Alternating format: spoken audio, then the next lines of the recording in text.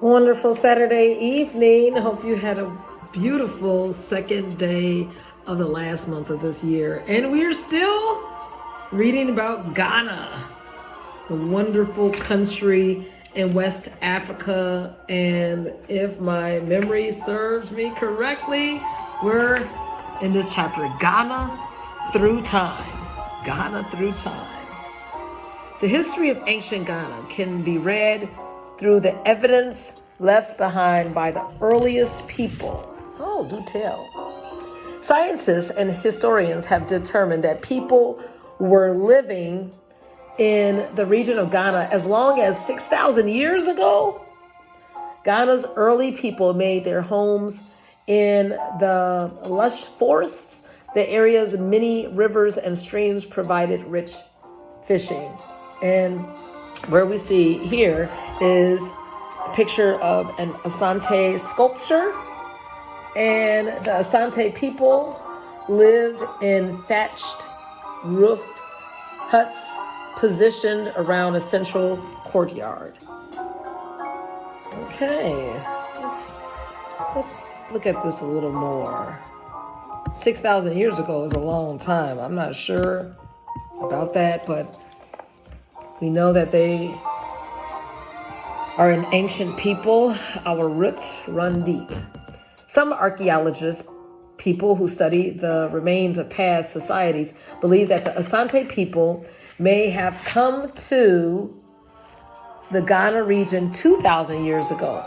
Okay, I want you to look at some pictures.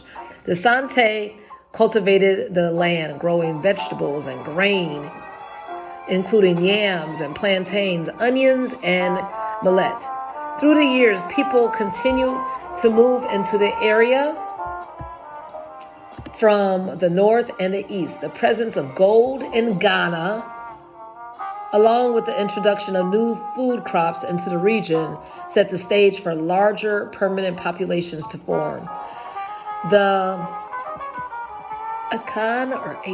Akan-speaking people who today live in the southern part of the country established themselves at the end of the 15th century. At the same time, the Mande people took control of the northern half of Ghana, along with a region that would become Burkina Faso. The Mande were active in trading kola nuts and gold for cloth and metal. The Mande were Muslims, followers of the religion of Islam. The Asante gained control. The Asante had the most influential early kingdom in Ghana. They were active in trade, supplying gold, ivory, and enslaved people to Europeans. The Ga, Fante, and other coastal people served as middlemen. The Asante had a well-organized society with a system of chiefs who controlled groups of families. The Asante formed a large army and gained control of neighboring groups. By the end of the 17th century, Asante leader Nana Osia Tutu became an Asante Hene, or king of the Asante. He organized all the Asante groups and conquered other groups such as Akiem, creating an empire with a capital at Kumasi. During his reign, Asante kings began using the golden stool as a symbol of their power. The Asante Empire expanded until it came into contact with other southern peoples, the Fante, the Ga, and the, is it Iwe? E-W-E. Iwe, I don't think it's U. Iwe. The Iwi and Ga were fishermen who traded fish for agricultural products. The Fante and the Ga moved into Iwi territory to escape the Asante. In time, the Ga and the Fante adopted some Iwi customs. And here you see an Asante horseman equipped for war. The Asante were the most powerful group in early Ghana. Now, the Kingdom of Ghana. Long before Ghana became a nation, there was a different place called Ghana. The Kingdom of Ghana, founded by Soninke people, was located north of present-day Ghana, where the countries of Mauritania and Mali are today. Much of what we know about this kingdom was recorded by al-Yaqubi, an Arab writer of the 9th century He described the kingdom in detail, writing about its rulers and their magnificent treasures of gold. Ghanaian rulers wore gold bracelets that were so heavy they could not lift their arms. My goodness. Gold threads were woven into their fabrics. The kingdom's people were great hunters and warriors who also controlled the gold trade. Although the wealthy kingdom of Ghana died out in the 11th century, people remembered it. When the colony, the British called the Gold Coast, gained its independence from Great Britain in 1957, it called itself Ghana. And we have a Gold Coast here in the Chicagoland area, but there's no comparison to the gold that was originated in the west region of Africa. And then, like they said, the kingdom was north of what we know today as Ghana. So we're going to see a lot of gold given this holiday. Here's some gold weights.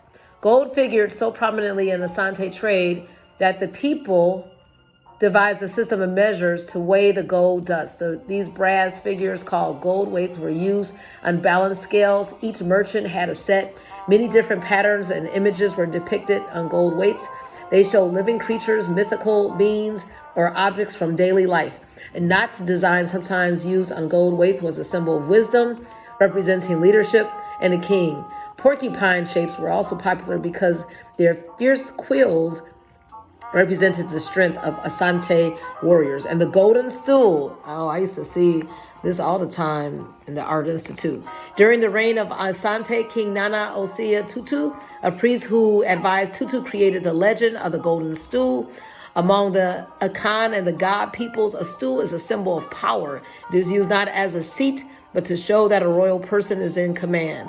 According to the story, the priest brought down from the sky a wooden stool covered in gold. It floated down to earth and came to rest on the lap of Osei Tutu. The priest then declared that the soul of the Asante nation lived in that stool. It became the most sacred object in the Asante kingdom.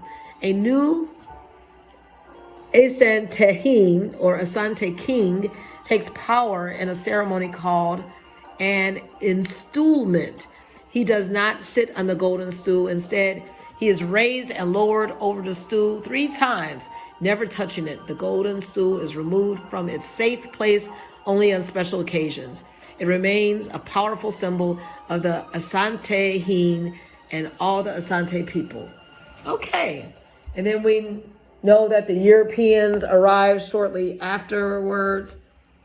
Yeah, and we visited this place, Elmina Castle. So, like I said, you're going to see a lot of gold trinkets, people giving gold this holiday season. But we have to remember that, a lot of times people paid dearly, sometimes their lives, for those type of pieces of wealth. So let's be mindful, and we are curious, and